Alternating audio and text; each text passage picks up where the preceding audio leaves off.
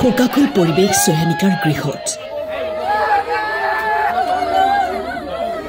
আৰক্ষীৰ বাহনেই নমাই আনিলে অমানিশা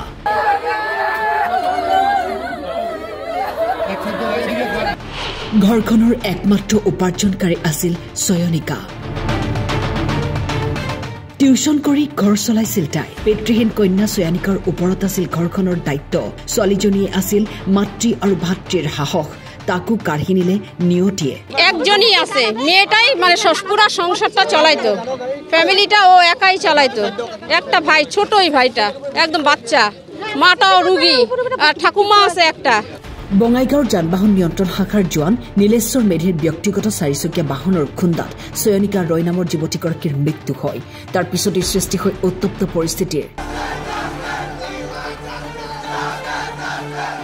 একাংশই পথ অৱৰোধ কৰাৰ পিছতে ঘটনাস্থলীত ডিএছপি উপস্থিত হৈ নিলম্বন কৰে নীলেশ্বৰ মেধি আমি ইনভেষ্টিগেশ্যন প্ৰপাৰলি কৰিম নিৰপেক্ষ তদন্ত হ'ব সেই ক্ষেত্ৰত কোনো ধৰণৰ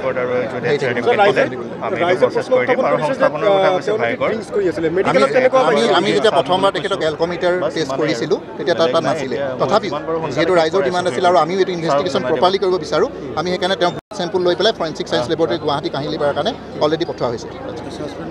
আৰু ছাছপেনশ্যনটো তাৰ লগতে আমাৰ এছ পি ছাৰে তেওঁ গম পোৱাৰ লগে লগে এইটো মানে যিহেতু এটা সাংঘাতিক এটা ঘটনা হ'ল খুব দুৰ্ভাগ্যজনক ঘটনা আৰু সেইকাৰণে এছ পি ছাৰে লগালগ তেওঁৰ ওপৰত ছাছপেনশ্যনৰ ব্যৱস্থা কৰিছে কিন্তু ছোৱালীজনীতো আৰু ঘূৰি নাহে কেতিয়াও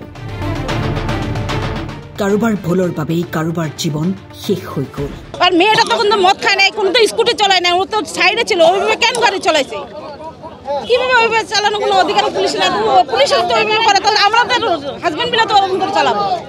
ওইভাবে অধিকার নাই তো আমার বিচার চাই বিচার লাগে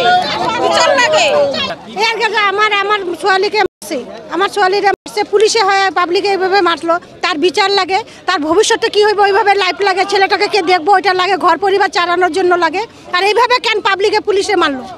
পুলিশে কেন এইভাবে মারবো পুলিশের সাহারায় আমরা দাঁড়াই পুলিশে যদি এইভাবে করে মারে তাহলে আমরা কার সাহারায় দাঁড়াবো আমরা যদি হেলমেট না পরি পুলিশে আমাদেরকে ধরে